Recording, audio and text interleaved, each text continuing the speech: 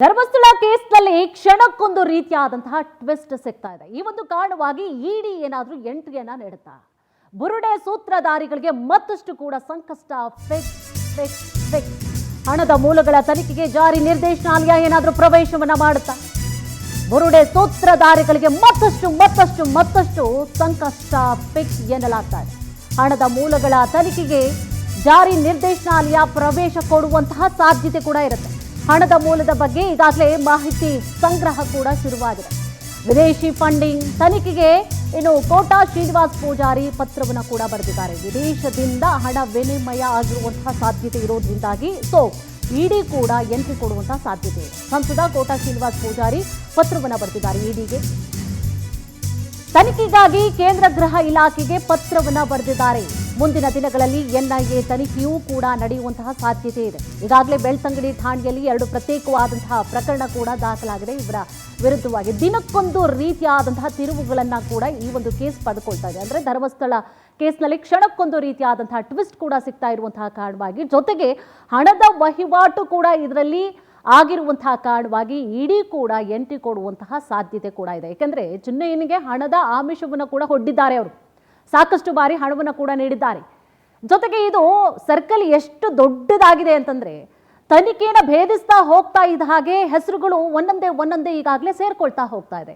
ಹಣದ ಟ್ರಾನ್ಸಾಕ್ಷನ್ ಕೂಡ ಆಗಿರುವಂತಹ ಕಾರಣವಾಗಿ ಇಡಿ ಕೂಡ ಎಂಟ್ರಿ ಕೊಡುವಂತಹ ಸಾಧ್ಯತೆ ಕೂಡ ಇದೆ.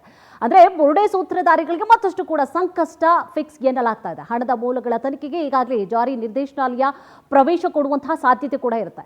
ಹಣದ ಮೂಲದ ಬಗ್ಗೆ ಈಗಾಗಲೇ ಮಾಹಿತಿಯನ್ನ ಕೂಡ ಸಂಗ್ರಹ ಮಾಡಿಕೊಂಡಿದ್ದಾರೆ. ವಿದೇಶಿ ಫಂಡಿಂಗ್ ವಿಚಾರದ ಬಗ್ಗೆ ಈಗಾಗಲೇ ಒಂದು ಸ್ವಲ್ಪ ಅವ್ರಿಗೆ ಎಲ್ಲೋ ಕ್ಲೂ ಕೂಡ ಸಿಕ್ಕಿದೆ. ಅವರು ತನಿಖೆಗೆ ಕೋಟಾ ಶ್ರೀನಿವಾಸ್ ಪೂಜಾರಿ ಅವರು ಪತ್ರವನ್ನು ಬರೆದಿದ್ದಾರೆ.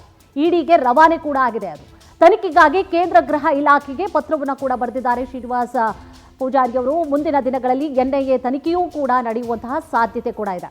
ಇದೇ ವಿಚಾರಕ್ಕೆ ಸಂಬಂಧಪಟ್ಟ ಹಾಗೆ ಹೆಚ್ಚಿನ ಡೀಟೇಲ್ಸ್ ಅನ್ನು ಕೂಡ ನೀಡ್ತಾ ಹೋಗ್ತಾರೆ ನಮ್ಮ ಪ್ರತಿನಿಧಿ ಆನಂದ್. ಈಗಾಗಲೇ ನಮ್ಮ ಜೊತೆ ಲೈವ್ ನಲ್ಲಿ ಜಾಯ್ನ್ ಆಗಿದ್ದಾರೆ. ಎಸ್ ಆನಂದ್, ಈಗಾಗಲೇ SIT ತನಿಖೆಯನ್ನು ನಡೆಸ್ತಾ ಇದೆ. ಮುಂದಿನ ದಿನಗಳಲ್ಲಿ ಈಗಾಗಲೇ ಬಿಜೆಪಿಯ ನಾಯಕರು ಕೂಡ ಪತ್ರವನ್ನ ಬರೆದಿರುವಂತಹ ಹಿನ್ನೆಲೆಯಲ್ಲಿ ಎನ್ಐಎ ಎಂಟ್ರಿ ಆಗುವಂತಹ ಸಾಧ್ಯತೆ ಇದೆಯಾ ಒಂದು ಕಡೆ, ಆದರೆ ಮತ್ತೆ ಇಡಿ ಅಧಿಕಾರಿಗಳು ಕೂಡ ಎಂಟ್ರಿ ಕೊಡ್ತಾರೆ, ಹೇಗೆ?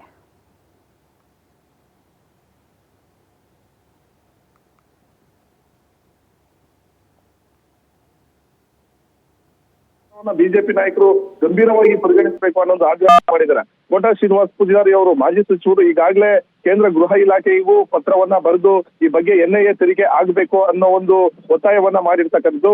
ಪ್ರಮುಖವಾಗಿ ಬೇರೆ ಬೇರೆ ದೇಶಗಳಿಂದ ಬುರುಡೆ ಗ್ಯಾಂಗ್ಗೆ ಫಂಡಿಂಗ್ ಆಗಿದೆ, ಮತ್ತೆ ಅಕ್ರಮವಾಗಿ ಹಣವನ್ನ ಇವ್ರಿಗೆ ವರ್ಗಾವಣೆ ಮಾಡಲಾಗಿದೆ. ಇನ್ನೊಂದು ವಿಚಾರಗಳು ಪ್ರಮುಖವಾಗಿ ಕೆಲವೊಂದು ಮಿಷನರಿಗಳು ಕೂಡ ಇದರಲ್ಲಿ ಭಾಗಿಯಾಗಿದೆ. ಇದೇ ಅಲ್ಲದೆ ಪ್ರಮುಖವಾಗಿ SDPI ಮತ್ತೆ PFI ನಂತಹ ಕೆಲವು ಸಂಘಟನೆಗಳು ಕೂಡ ಇದರಲ್ಲಿ ಕೈ ಜೋಡಿರ್ತಕ್ಕಂಥ ಒಂದು ಸಂಶಯಗಳು ವ್ಯಕ್ತವಾಗಿರ್ತಕ್ಕಂಥದ್ದು.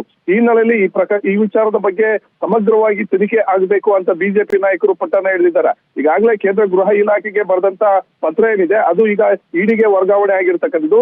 ಇಡಿ ಅಧಿಕಾರಿಗಳು ಕೂಡ ಆ ಪತ್ರವನ್ನ ಸ್ವೀಕರಿಸಿ ಪ್ರಮುಖವಾಗಿ ವಿದೇಶಿ ಫಂಡಿಂಗ್ ಆಗಿರ್ತಕ್ಕಂಥ ಒಂದು ವಿಚಾರಗಳ ಬಗ್ಗೆ ಒಂದು ಮಾಹಿತಿಯನ್ನ ಕಲೆ ಹಾಕಲು ಮುಂದಾಗಿದೆ ಅನ್ನೋ ಒಂದು ವಿಚಾರಗಳು ಕೂಡ ಈಗ ಬೆಳಕಿಗೆ ಬರ್ತಾ ಇರ್ತಕ್ಕಂಥದ್ದು. ಈ ಹಿನ್ನೆಲೆಯಲ್ಲಿ ಬುರುಡೆ ಗ್ಯಾಂಗ್ಗೆ ಬಹಳಷ್ಟು ಒಂದು ಸಂಕಷ್ಟ ಎದುರಾಗ್ತಕ್ಕಂಥ ಒಂದು ಸಾಧ್ಯತೆ ಇದೆ. ಒಂದು ವೇಳೆ ವಿದೇಶಿ ಫಂಡಿಂಗ್ ಆಗಿರ್ತಕ್ಕಂಥದ್ದು ನಿಜವೇ ಆಗಿದ್ದೆ ಆದ್ರೆ ಇಡಿ ಅಧಿಕಾರಿಗಳು ತುರ್ತಾಗಿ ಅವರು ಈ ಒಂದು ಪ್ರಕರಣದಲ್ಲಿ ಎಂಟ್ರಿ ಕೊಡ್ತಕ್ಕಂಥ ಒಂದು ಸಾಧ್ಯತೆ ಇದೆ. ಜೊತೆಗೆ ಯಾವ್ಯಾವ ಕಡೆಯಿಂದ ಈ ಬುರುಡೆ ಗ್ಯಾಂಗ್ಗೆ ಹಣ ವರ್ಗಾವಣೆ ಆಗಿದೆ ಅನ್ನೋ ಒಂದು ವಿಚಾರಗಳನ್ನ ಅವರು ಬಯಲಿಗೆ ಹೇಳ್ತಾರೆ. ತದನಂತರ ಒಂದು ವೇಳೆ ವಿದೇಶಿ ಒಂದು ಫಂಡಿಂಗ್ ಆಗಿರ್ತಕ್ಕಂಥದ್ದು ನಿಜವೇ ಆಗಿದ್ರೆ ಆಗ ಎನ್ಐಎ ಕೂಡ ಈ ಒಂದು ಪ್ರಕರಣದಲ್ಲಿ ಹಸ್ತಕ್ಷೇಪ ಮಾಡ್ತಕ್ಕಂಥ ಒಂದು ಸಾಧ್ಯತೆ ಕೂಡ ಇರ್ತಕ್ಕಂಥದ್ದು. ಒಟ್ಟಲ್ಲಿ SIT ಅಧಿಕಾರಿಗಳಿಗೆ ಏನ್ ತನಿಖೆ ಮಾಡ್ತಾ ಇದ್ದಾರೆ ಆ ಒಂದು ತನಿಖೆಯಲ್ಲೂ ಕೂಡ ಕೆಲವೊಂದು ಫಂಡಿಂಗ್ ಆಗಿರ್ತಕ್ಕಂಥ ಒಂದು ವಿಚಾರಗಳು ಗೊತ್ತಾಗ್ತಾ ಇದೆ. ಹಾಗಾಗಿ ಯಾವುದೇ ಕ್ಷಣದಲ್ಲಿ ಇಡಿ ಅಧಿಕಾರಿಗಳು ಕೂಡ ಎಂಟ್ರಿ ಆಗ್ತಕ್ಕಂಥ ಒಂದು ಸಾಧ್ಯತೆ ಇದೆ. ನಾನು ಈಗಾಗಲೇ ಹೇಳಿದಂತೆ ವಿದೇಶಿ ಫಂಡಿಂಗ್ ಏನಿದೆ ಈ ಫಂಡಿಂಗ್ ಆಗಿದ್ದು ನಿಜವೇ ಆಗಿದ್ರೆ ಎನ್ಐಎ ಕೂಡ ತುರ್ತಾಗಿ ಈ ಒಂದು ಪ್ರಕರಣದಲ್ಲಿ ಹಸ್ತಕ್ಷೇಪ ಮಾಡಿ ಬುರುಡೆ ಗ್ಯಾಂಗ್ ನ ವಿಚಾರಣೆಗೆ ಒಳಪಡಿಸ್ತಕ್ಕಂಥ ಒಂದು ಸಾಧ್ಯತೆಗಳು ಕೂಡ ಇರತಕ್ಕಂಥದ್ದು. ಒಟ್ಟಿನಲ್ಲಿ ಧರ್ಮಸ್ಥಳದ ಬುರುಡೆ ವಿಚಾರ ಏನಿದೆ ಇದು ದಿನಕ್ಕೊಂದೊಂದು ಟ್ವಿಸ್ಟ್ಗಳನ್ನ ಪಡೆದುಕೊಳ್ತಾ ಇರ್ತಕ್ಕಂಥದ್ದು. ಹಾಗೆ ರಾಷ್ಟ್ರೀಯ ಮಟ್ಟದಲ್ಲೂ ಕೂಡ ಬಹಳಷ್ಟು ಒಂದು ಸದ್ದು ಮಾಡ್ತಾ ಇದೆ. ಹಾಗಾಗಿ ಯಾವುದೇ ಕ್ಷಣದಲ್ಲಿ ಇಡಿ ಅಧಿಕಾರಿಗಳು ಎಂಟ್ರಿ ಆಗ್ತಕ್ಕಂಥ ಒಂದು ಸಾಧ್ಯತೆಗಳು ಕೂಡ ಹೆಚ್ಚಾಗಿದೆ. ಸುಮಾ, ಥ್ಯಾಂಕ್ ಯು ತಮ್ಮೆಲ್ಲ ಡೀಟೇಲ್ಸ್ಗಾಗಿ.